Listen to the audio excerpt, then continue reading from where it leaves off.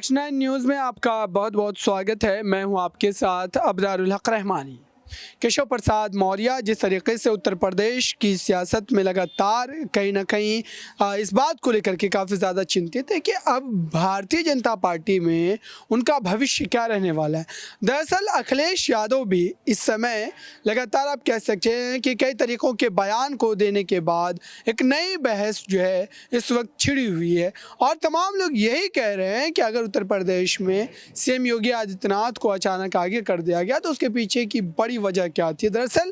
BJP ये चाह रही थी कि उत्तर प्रदेश के ज़रिए केंद्र की सत्ता को साधा जाए और इसी वजह से जो उत्तर प्रदेश में अगर सीटों के आंकड़े को आप समझे तो वहाँ पर लोकसभा की 80 सीटें हैं और इस लिहाज से उत्तर प्रदेश सबसे बड़ा राज्य है। और ऐसे में बीजेपी दरअसल अपने उस मूल विचारधारा को ध्यान में रखते हुए योगी आदित्यनाथ को मुख्यमंत्री पद सौंपती है। लेकिन अब जो स्थिति बदल रही है वो ये बतला रही है कि केशव प्रसाद मौर्य कहीं ना कहीं काफ़ी ज़्यादा प्रोत्साहित हो रहे हैं। उनको ये लग रहा है कि मुख्यमंत्री उनको होना चाहिए क्योंकि उनके अंदर वो कैपेबिलिटी है, उनके अंदर वो ऊर्जा है, वो जिस तरीके से लगातार राजनीति में सक्रिय रहते हैं और मुद्दों को लेकर के वो अपनी बातों को रखते हैं। तो ऐसा लगता है कि बीजेपी उनके साथ कहीं ना कहीं नाइंसाफ़ी कर रही है।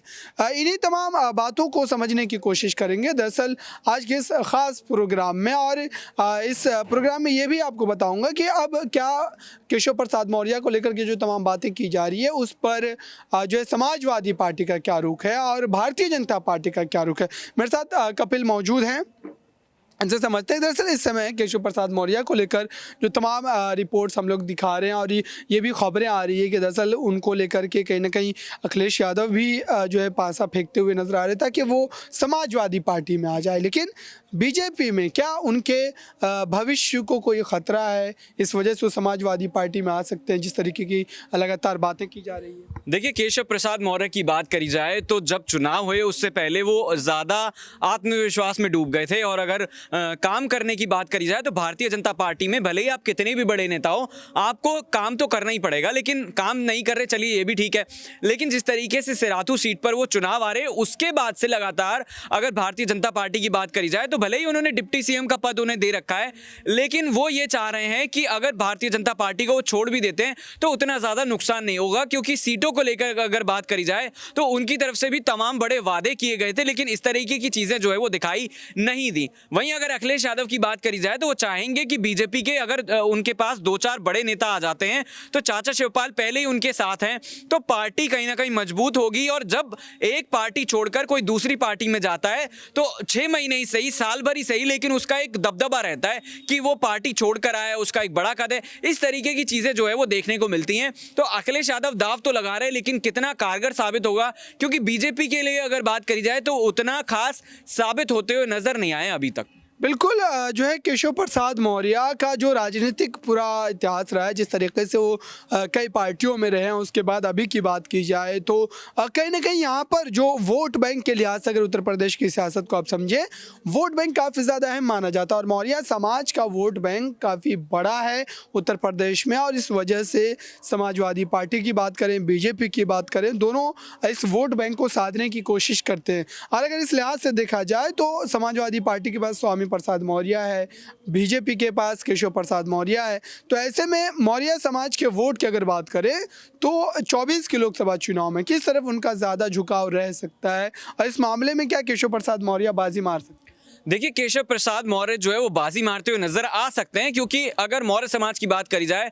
तो एक तरफ स्वामी प्रसाद मौर्य हैं, एक तरफ केशव प्रसाद मौर्य हैं। स्वामी प्रसाद मौर्य जिस तरीके के बयान दे रहे हैं उससे नजर आता है कि वो बीजेपी में जा सकते हैं और केशव प्रसाद मौर्य हालांकि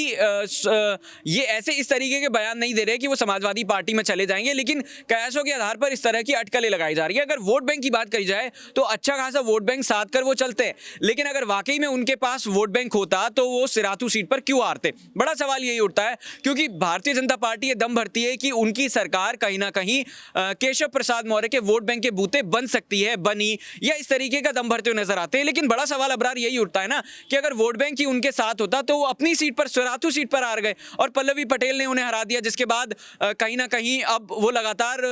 जमीनी तौर पर देखे जा रहे हैं, तमाम वादे कर रहे हैं, तमाम जगह जाकर जो है वो जनता की समस्याएं सुन रहे हैं। तो ये कहीं ना कहीं दिखाता है कि जितने दावे किए जा रहे हैं उसमें सच्चाई कम है और दावा ज्यादा है। बिल्कुल, तो ये स्थिति लगातार आप समझ रहे हैं, लेकिन यहाँ पर अगर सिराथू सीट को छोड़ करके अगर यहाँ पर इस मामले को समझें कि दरअसल इस समय समाजवादी पार्टी जिस तरीके से उभर रही है, अखिलेश यादव लगातार प्रदेश के अलग अलग जगहों का दौरा कर रहे हैं, तो ऐसे में क्या लगता है कि समाजवादी पार्टी क्या बीजेपी को हराने की स्थिति में है? क्योंकि बीजेपी काफ़ी मजबूत है।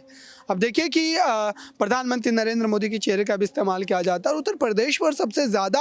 गहरी नज़र है भारतीय जनता पार्टी, क्योंकि वहाँ पर सबसे ज़्यादा सीटें लोकसभा की 80 सीटें हैं और अगर दिल्ली में सत्ता में आना है तो जाहिर सी बात है कि उत्तर प्रदेश में कहीं ना कहीं अपनी स्थिति को मजबूत करना ही पड़ता है। बिल्कुल, अगर बात करी जाए जिस तरीके से आपने सवाल पूछा, तो समाजवादी पार्टी फिलहाल उस स्थिति में पहुंच चुकी है जहां पर वो भारतीय जनता पार्टी को पटकनी दे सकती है। निकाय चुनाव जल्द ही होंगे, लगभग कहा जा रहा है कि 4 या 6 महीने में चुनाव हो सकते हैं। उसके बाद लोकसभा का चुनाव आएगा और अगर बात करें तमाम तरह के जो सर्वे आ रहे हैं वो भी भारतीय जनता पार्टी के फेवर में नहीं है। और अगर अखिलेश यादव की बात करी जाए तो शिवपाल यादव पार्टी में आ चुके हैं और दोनों मिलकर जो है ये बड़ा खेला कर सकते हैं। डिंपल यादव ने मैनपुरी उपचुनाव में जीत हासिल की। भारतीय जनता पार्टी जिस तरीके से काम कर रही है उसमें अगर युवाओं की बात करी जाए तो वो खासा नाराज है। पेपर लीक होते हैं, उसके बाद पेपर दोबारा होंगे नहीं होंगे इस बारे में कोई जानकारी नहीं मिलती। रिजल्ट आएगा तो कब आएगा, सरकारी नौकरियों को लेकर भी तमाम तरह की अटकलें लगाई जाती है, कहा जाता है कि प्राइवेटाइजेशन हो रहा है। तो इस तरह की अगर चीजें की अगर बात करी जाए तो भारतीय जनता पार्टी के विरोध में जा रही हैं।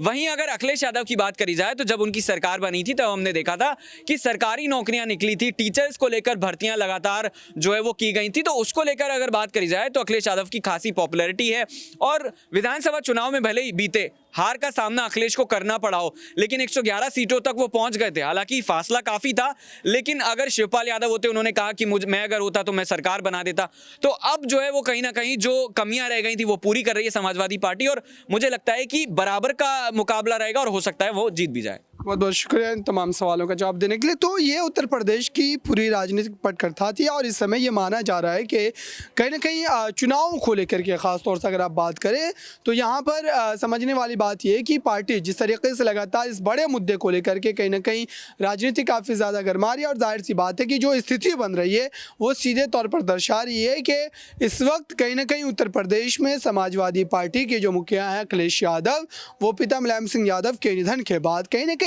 ये कोशिश कर रहे हैं कि किसी भी तरीके से समाजवादी पार्टी के उसे दमखम को फिर से जो है बनाया जाए। और अभी की बात की जाए तो फिर इस पूरे मुद्दे को लेकर के जिस तरीके से स्थिति बदल रही है वो सीधे तौर पर बतला रही है कि समाजवादी पार्टी के जो तमाम कार्यकर्ता हैं वो ज़मीन पर उतर करके काम कर रहे हैं और इसी वजह से मैनपुरी सीट पर समाजवादी पार्टी को एक भारी जीत मिली थी और उसी जीत के बाद लगातार अखिलेश यादव कहीं ना कहीं काफ़ी ज़्यादा बुलंद हौसलों के साथ पूरे उत्तर प्रदेश में पार्टी को और ज़्यादा विस्तार देने के लिए लगातार काम करते हुए नजर आ रहे हैं। इस खास रिपोर्ट में बस इतना ही। देखते रहिए ताज़ा तरीन खबरों के लिए नेक्स्ट 9 न्यूज़ को। धन्यवाद।